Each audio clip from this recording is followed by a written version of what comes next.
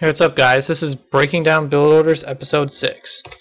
This is going to be a Protoss vs. Terran, another variation of the Void Ray Rush.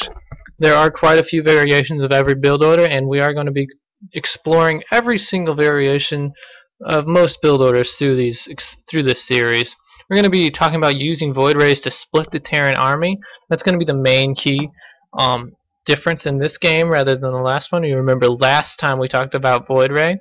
It was basically just, charge up and then get all your units together and just go.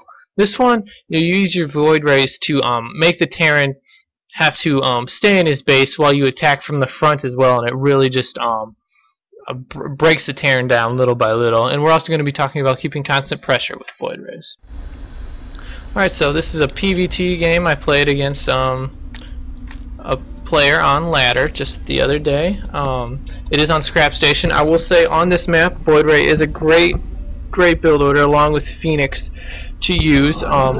Much more so than other maps. I'd say Void Ray on this map is much stronger just because it's so close to your opponent by air. You have it's just a little distance and your Void Rays are already there. So if you are going to be doing some type of Void Ray rush, you don't even have to proxy this one. You can just build it right in your base, and it's proxy on this map, I should say. You can just build the Stargate right in your base and just move your Void Rays to his base. And that's going to be where we're talking about the split up technique, where my Void Rays are going to be attacking him from the back and forcing him to run backwards, and then the bulk army, my ground army, is just going to be pushing in from the front, and it's just really going to make this nice make his units get in a nice cluster where my units are just doing so much greater damage because of their positioning. It makes it very hard to defend from different angles like that. You really want to make sure you're attacking from as many angles as possible when you're doing this style. It makes your army so much more effective when he splits his army in half rather than when he has all his Marauders and Marines together. Your units become substantially better in smaller numbers. Alright, so you notice I'm just early game, I'm just harassing with my probe here. I'm going to keep it alive. I want to just see what he's up to here. I see the barracks doesn't really give me much information, nor does but I am going to check for a refinery. That would give me some information if I didn't see a refinery.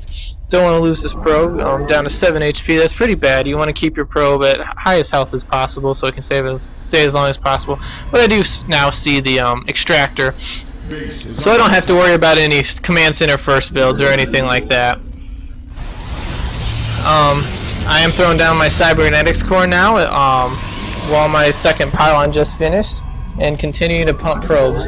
Always want to continually pump probes from your Nexus.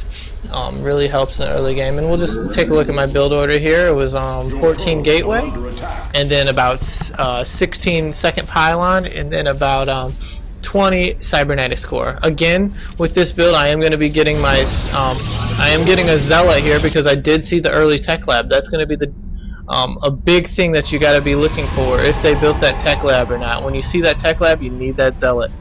And then I get my second assimilator because I am going Void Ray. I'm going to need that second gas up really quickly.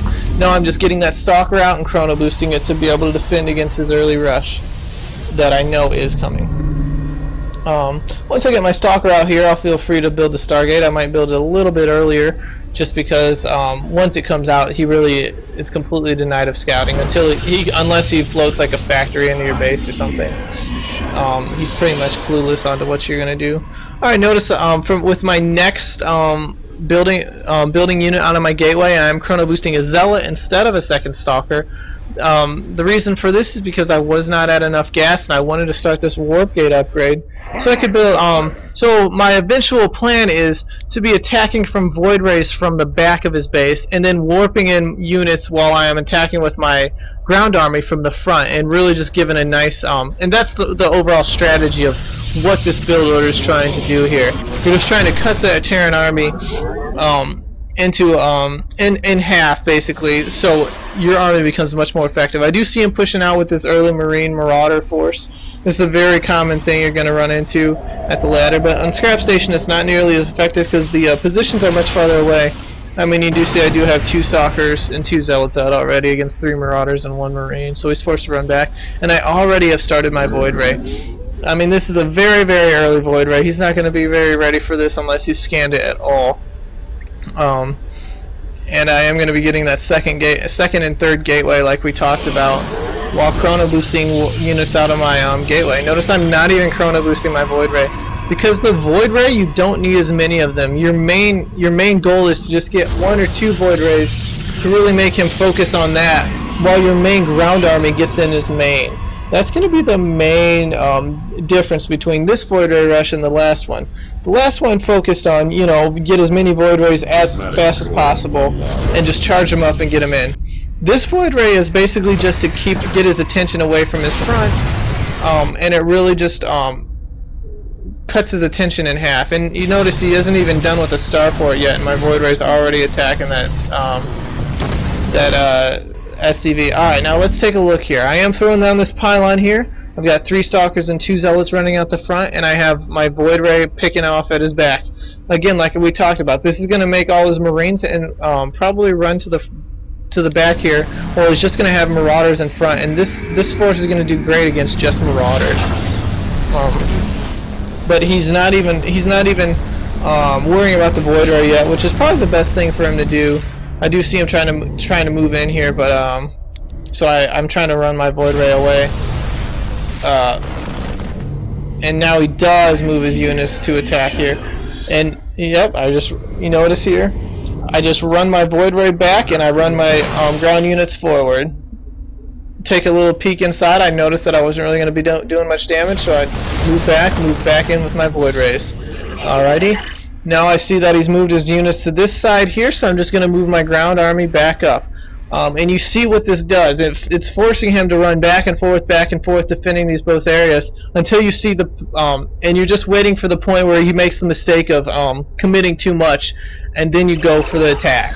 So I'm just being really, really cautious with my army here. I'm going to try to pick off this tech lab, maybe, just pick off the marine, and come in with void rays from the back here. And now he's forced to run backwards.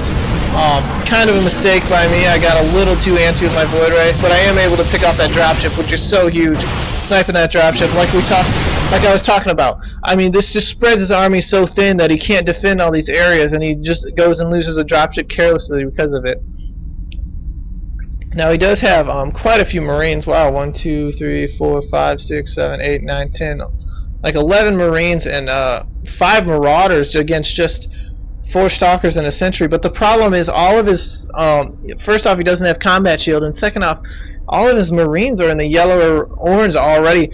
This is the reason it's so good. It's made him stim, and now his stim is run down, and now his units are just dying so quickly because they don't have stim. And I mean, look at how fast all of the marines just died. They didn't have stim anymore, and that makes them so squishy. And you notice that his dropship, the big thing about that was I did kill that dropship, which made him not be able to repair any of his units. And this just, I mean, now my void rays are in, they're fully charged. This is just pretty much game over. Moving in more units with my zealot, warping in more units and moving them in here. And you see how this just cuts his attention in half, and he just cannot really defend all these areas. I mean, this is just a really nice build order to do on this map, because it is such a big open area to attack. Alright, I hope you guys enjoyed this video here. If you guys have any questions, just you know what to do, just message me.